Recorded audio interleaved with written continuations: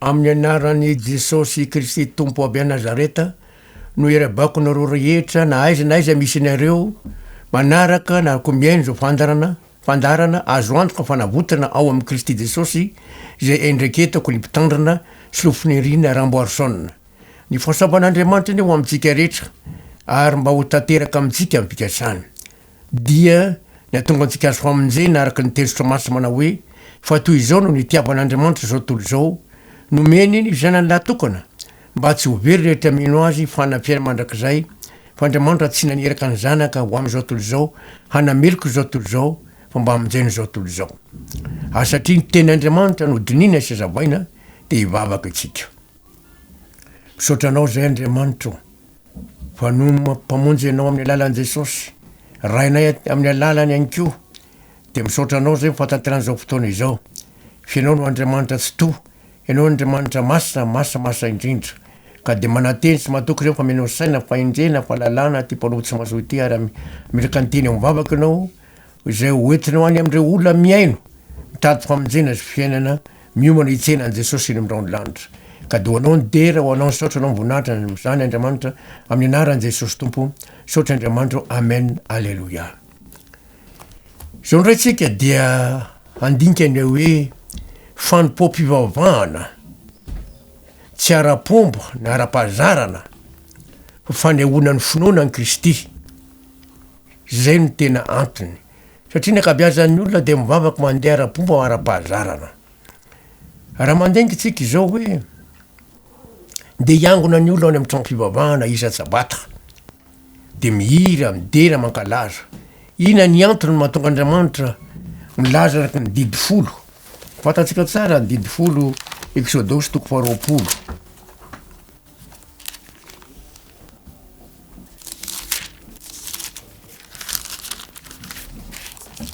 Dia vakitsika ny didy fahaefatra. Ny didy fahaefatra amin'ny didy folo manomboka amin'ny andininy fahavalo. Valo ka hatramin'ny 12. Zao mbola azy eo amin'ny anaran'i Jesosy Tompo. Mahatsiaropo ny andro sabata na masina azy. Henemana no iasanao sy anaovanao ny rahanao rehetra. Fa sabata ny habe Andriamanitra ao ny andro fahafito. Tsy tsara sabata ny habe fa tsy sabata ny fiangonana akory. Fa sabata ny habe Andriamanitra ao ny andro fahafito. Ko aza manao raha akory ianao amin'izany.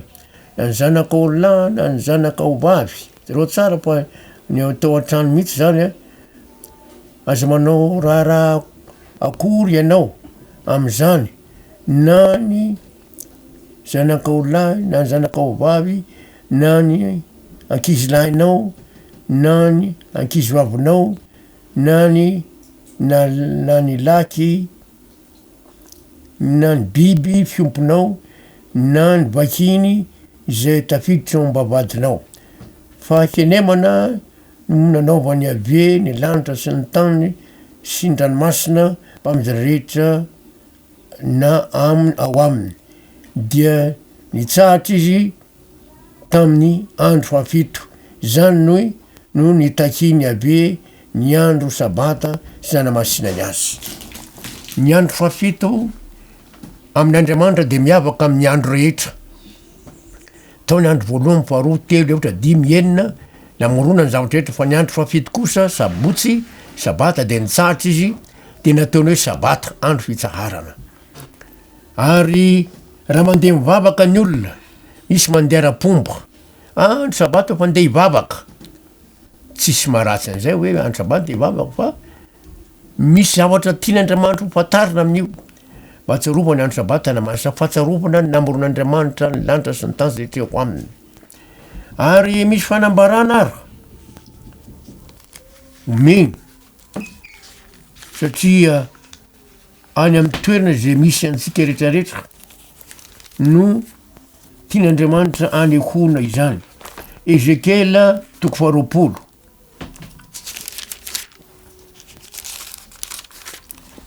Ezekela 20 ary andininy 12 sy 12 misy teny toy zao. Dia nomeko azy ny didiko ary na mifantarako azy ny fitsipiko zay mahavelona ny olona manaraka izany. Ary nomeko azy koa ny sabatako ho famantarana ho amiko sy ho aminy mba ho fantany fa zaho Iave no manamasina azy. Fitandremana sabaty zany de fanehoan'ny olona mifinono fa zao Andriamanitra mihitsy no manamasina azy. Ary ao amin'ny Exodosy 5:telopolo de zao no nambaran'Andriamanitra tamin'ny zanak'Israely kanefa mipita amintsika koa izany. Exodosy 5:telopolo ny andininy voalohany ka hatramin'ny fahatelo manao amin'ny anaran'i Jesosy. Am'sesy dia namory ny fiangonana de ny zanak'Israely rehetra ka nanao taminy hoe zao no teny nandidiny Iave rehetra atao. Enemana no anaovanao raharaha fa ny andro fafito masina aminareo de tena andro fitsaharana ho an'ny Iave. Zay rehetra manao raharaha am'izany de atao maty. Aza mampirehitra afo amin'ny andro sabata any am'zay rehetra fonenanareo. Zero tsara eto fa le sabata any Iave. Misy ola milaza fa hoe any adventiste hoany. Tsy atoko adventiste io. Misy koa betsaka ankehitriny mitandra sabata fa andro fafito. Tsy azo io fa n'Andriamanitra de asen'Andriamanitra tandremana famantarana ankoso aminareo fa zany Iave zay manamasinareo. Ary atsika de mahita fa zao enemana no nanaovanao raharaha fa ny andro fafito de masina aminareo de tena andro fitsaharana ho an'ny Iave. Masina zany io andro fafito io andro fitsarana ho an'ny Iave, tsy ho an'ny olona fa ho an'ny Iave. De jereo ndray mitoy an'ray zay rehetra manao raharaha am'zany de atao maty tokoa. Aza mampirehitra afo amin'ny andro sabata any am'zay rehetra fonenanareo. Sahala aminay zao zay lazako reo hoe tsy fomba fahazarana fanehoana amin'ny finoana. Andriamanitra mitony azy mampirehitra afo. De zany hoe soma zany zay ny efa mahandro ny sakafo tahaka nataon'ireo jiosy araky nandron'Andriamanitra azy. Ary ny zavatra mahavarina de zao sakafo mangatsika zany no hoanina sabata. Zay zany ny zavatra atao. Fa ny zavatra mahaganga sy mahavarina de zao reo olona vahiny tonga ao aminay marary vavony minina zany vary mangatsika nandrahoana zoma zany ka hoanina sabata sabotsy de sitrana avokoa. Ary de gaga le olona hoe ina ny fanafody ataonareo amin'io vary io. Tsisy fanafody io fa Andriamanitra ny teny. Aza mampirehitra afo amin'ny andro sabata. Tsy mampirehitra afo mihitsy zany. Dia ny sabotsy zany tsisy mampirehitra afo mihitsy. Sotran'Andriamanitra koa moa fa efa misy ny termosy ankehitriny raha ohatra sendra misy mana de efa misy ny andro ravim-boafotsy mafana ho an'ny olona zay mitady rano mafana. Ny zazakely moa zany ny azo ilazana zany. Zava-dehibe mihitsy sabata zany de fanehoana ny finoana n'Andriamanitra mihitsy mpanao ny lanitra sy ny tany. Fanehoana ny finoana fa Andriamanitra manamasa an'le olona mino mivavaka araka ny teny hoe famantarana amiko sy aminareo fa zaho ny Iave zay manamasina anareo. Zay zany zavatra nitranga ary mazava tsara ny teny amin'ny teny zay nambara. Jerentsika ndray ny hoe Paska.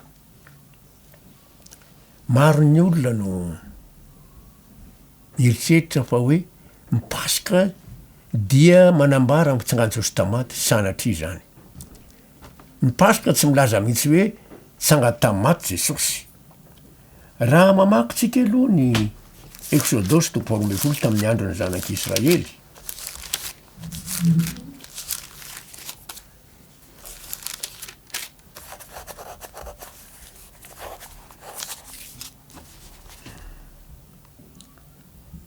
De zao mivolaza Exodosy 12:3 ka hatramin'ny telo sy efatra manao amin'ny anaran'i Jesosy. Miteneny ianareo amin'ny fiangonana dia ny Israely rehetra ka manaova hoe amin'ny andro fahafolo amin'ny volana ity dia aoka samy haka zanak'ondry iray avy izy rehetra araky ny fianakaviny dia zanak'ondry iray avy zero tsara zany hoe rehefa tonga amin'ny volana biba zany a ny andro fahafolo de maka zanak'ondry ray zero tsany teny hoe amin'ny andro fahafolo amin'ny tibony ity zany hoe andro fahafolo talata andro fahafolo talata io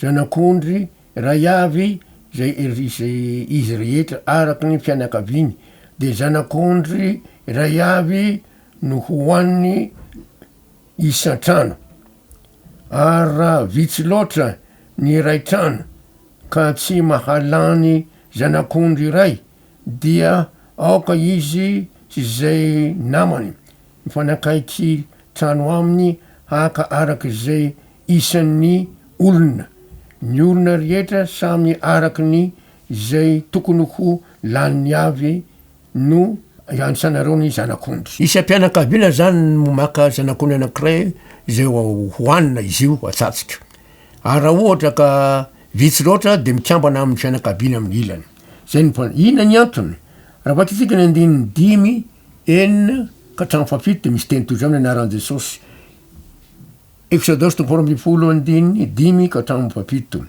zanak'ondry tsy misy kilema de lahy izay ray taona no alainareo anareo amin'ny ondry na amin'ny osy izy ary terezinao izy hatramin'ny andro 17 amin'ny volana ity dia amono azy amin'ny ariva ny fiangonana de ny Israely rehetra ny ariva ny andro 17 zany zoma ariva eo am'le nahafatesan'i Jesosy no amono azy ary indiny ny fafito ary analany raha ka tetiny amin'ny talao-mbaravarana roa sy amin'ny tatao-mbaravarany trano zay inanany azy eo zany ny paska izy io ny zavatra paska ary betsaka ny tsy malana izy io satria andro 17 no volana biba no paska io andro 17 sabotsy rehefa ariva zoma ariva raha toizatsika ny tantara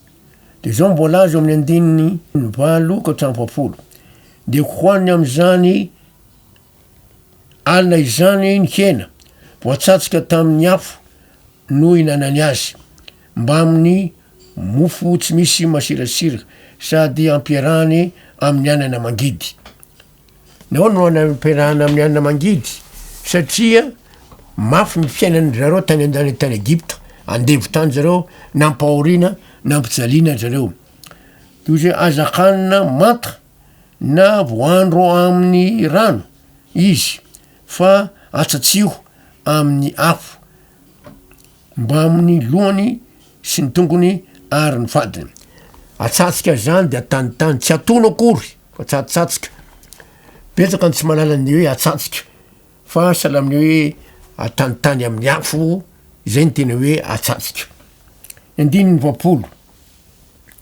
ary aza asina sisa tramaraina fa raha tahiny misy sisa tramaraina de hodoranareo amin'ny afo Jesosy Kristy raha teo amin'ny fijaliana de tapitra ny ainy zoma ariva ihany de avy eo nalevona zay zany natakony hoe tsy azo asina sisa fa raha ohatra misy sisa de dorana manambarany amin'ny Jesosy io satria manambarany Jesosy vonony izy io de toizatsika ihany ny fanambarana vakitsika indray ny andininy 1 ka hatramin'ny 3 amin'ny Exodosy 10 mbony amin'ny hoe paska ity fandeha amakiny vakitsika fandeha amakiny tany Egypta am'izany alina izany aho hamono ny matoa rehetra amin'ny tany Egypta hatramin'ny olona ka hatramin'ny biby fiompy ary ny andriamanitry ny Egyptiana dia ho tsaraiko avokoa zaho ny ave ary ny raha de famantana ao anareo eo amy trano zay toeranareo ary raha mahita ny raha de andaro anareo ka tsy hisy loza andringananareo raha mamely ny tany Egypta. Hamono matoa rehetra amy tany Egypta Andriamanitra. Ka rehefa mamono ny zanak'ondry ny Pasika zao a de any tenany raha io amy tatombaravazo ny tolana roa. Ka rehefa mandalo Andriamanitra dio zany ny famantarana fa hoe nino an'Andriamanitra le olona ao, miaino an'Andriamanitra le olona ao. Fa tsika ingeny andininy 3 amin'ny le Exodus 12 io tena fa Yahvé handeha hamely ny Egyptianina ary raha mahita ny raha eo amy tatombaravazo sy ny tolana roa Yahvé dia handalo ny varavarana ka tsy avela ny hiditra ao an-tranonareo amely areo ny mpandringana. Jereo tsara eto fa le raha zany de famantarana amin'Andriamanitra fa nino an'Andriamanitra le olona, niaino an'Andriamanitra le olona ka dia tsisy maty ao. Ary zay koa zany nanomezan'Andriamanitra ny Jesosy Kristy zanany zanany araka voalaza ny Korintianina voalohany. Korintianina voalohany 5 andininy 9 ka hatramin'ny 17 ovakitsika amin'ny anaran'i Jesosy Kristy Tompo zany. Korintianina voalohany 5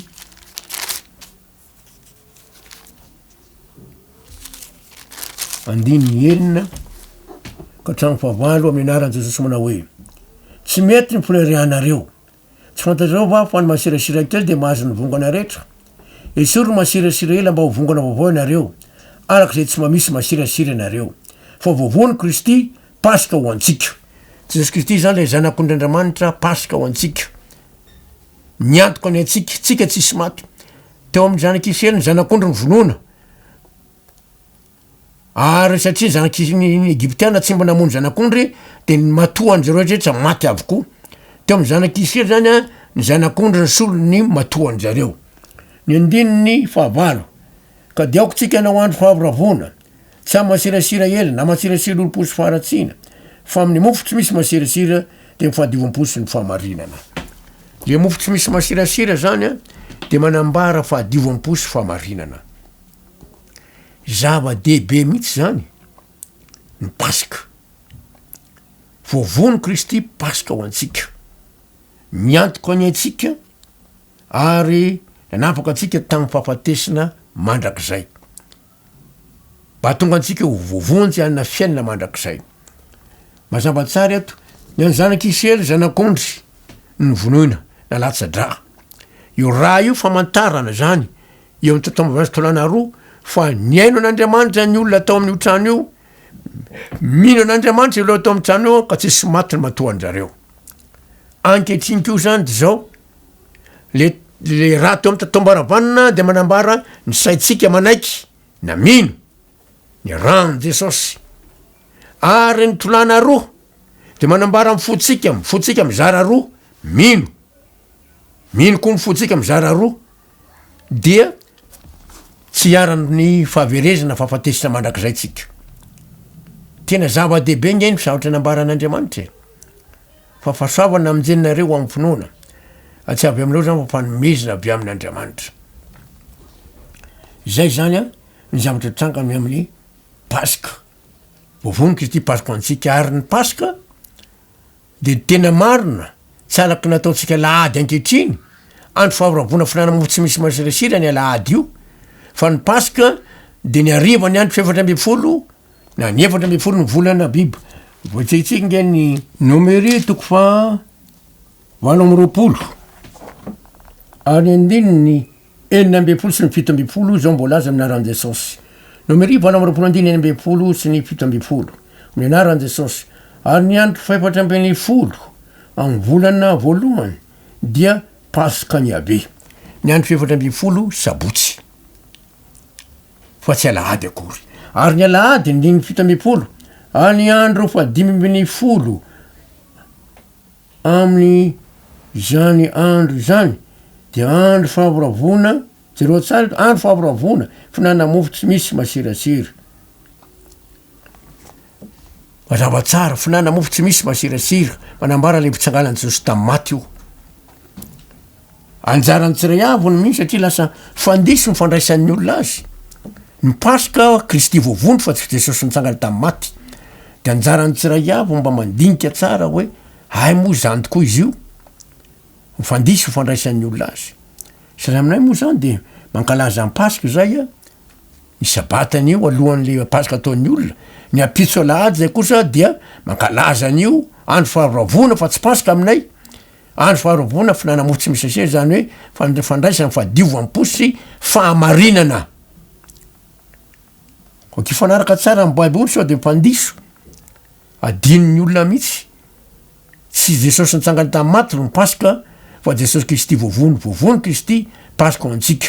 Ko ako tsika anao andro faharavona tsy amin'ny mofo tsy misy maserasera na mofo masera lolo-posy faratsiana fa amin'ny mofo tsy misy maserasera de ny fahadiovam-po sy ny fahamarinana. Mazava de mazava tsara ny teny. Am'izany teny mpanambarany zany ny amin'ny hoe paska. Ary ny zanak'Israely de nankalaza amin'ny paska mihitsy. Kalaza mihitsy izy. Maka zanak'ondry izy andro 10 ny volana Abiba, tehiriziny mba tonga ny andro 7 de ny ariva ny andro 7 ny volana ny andro 7 ariva ny andro 7 somarivo zany dia mamono le zanak'ondry izy. Ary dia atsatsika zany zanak'ondry zany de hoaniny zareo. Manambara ny Kristy zay niantona teo amin'ny andro fijaliany zany. Zay matoko hoe voavono Kristy paska ho antsika. Fa tsy akory tsanga tamaty Kristy paska ho antsika. Fa madika be zany tsy fanaraka araka ny ten'Andriamanitra. De anjarantsika tsiray avy zay tonao kristianina. Mino ny Kristy de maneho ny fahamarinana tsy amin'ny teny ihany fa amin'ny fiainana amin'ny zay atao. Araka ny teny zay hoe voavono Kristy paska ho antsika dia zoma hariva.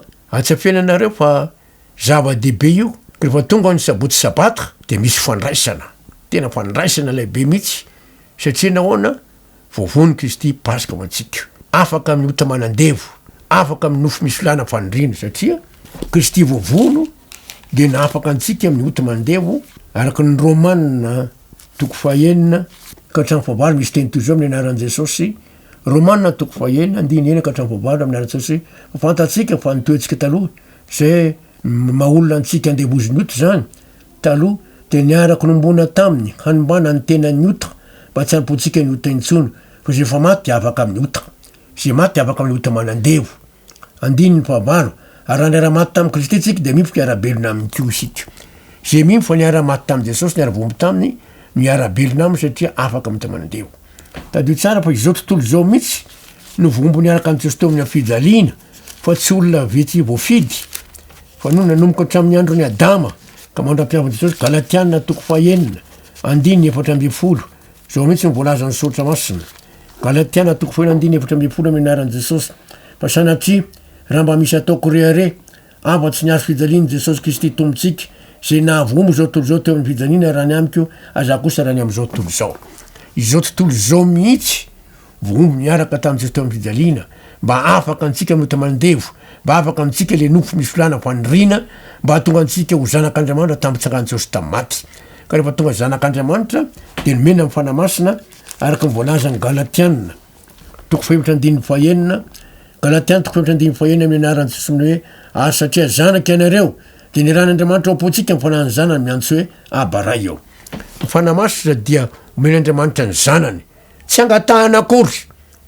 Betsaka ny mangataka fa tsy angatahana akory fa rehefa tonga zanak'Andriamanitra de omen'Andriamanitra le olona zanany ny fanamasina mitondra ny fiainany ary atanteraka amin'ny fitiavana ao am-pon'le olona araka ny ten'Andriamanitra amin'ny Romanina 5 ary andininy 5 Romanina 5 andininy 5 amin'ny anaran'i Jesosy manao hoe zava-dehibe tokoa ny fanambarany eto. Ary ny fanantenana dia tsy mampamenatra satria ny fanahy masina zay nomena antsika no nentiny nampidina ny fitiavan'Andriamanitra ho ao am-poantsika. Ny fanahy masina mitondra ny fitiavana araka n'Andriamanitra ao am-poantsika. Soloantsika Andriamanitra mandrakizay ny famindram-pony. Mbola toy antsika manaraka ny hoe fanompompavana tsara-pomba fa ara-pinoana ny Kristy dia manaraka antsika hijery moany amin'ny hoe Pentecoste. Efa hitantsika zao ny sabata, hitantsika zay ny paska de hijeritsika ny manaraka ny hoe Pentecoste iny ny tena antony ankalazana amin'ny pentekosta fanehoana fonainina izany. De fahasavan'Andriamanitra amintsika rehetra ary mba ho tanteraka amintsika ampikasany anehoana fa fitiavana mandrak'izay ny tiavan'Andriamanitra antsika ary nanao zay azo atao rehetra Andriamanitra mba tsy hatonga antsika ho very fa ho tonga zanak'Andriamanitra ary anna fiainana araky ny sitrapony ka nomena amin'ny fanamasina tanteraka izany de vominetsena Jesosy amindreo ny lanitra. Amen. Vavaka tsika. Saotra anao zay Andriamanitra ny famindramponao, saotra ny fahasavanao, fa fahasavanao amin'izay anay amin'ny finoana. Ka de ny fiadananao mieritrrehetra mbo tanteraka aminay, de misaotra anao fa anisany olona zay mankatoso mitandra ny sabaty zay, izay anehoana inonay fa ianao manamasina anay ary mitandra ny pasika koa zay anehoana ny fonina fa zao vovono Kristy pasika ho anay ary mahazona ny fiainana vaovao. Ka de ho anao ny dera ho anao saotra no voninahitra Andriamanitra amin'ny anaran'i Jesosy Tompo, saotra Andriamanitra. Amen. Alleluia. De manao vinao mampifiratra indray tompoko fahasavan'Andriamanitra eo amintsika rehetra amin'ny manaraka ray ny toyny amin'ny anaran'i Jesosy. Amen.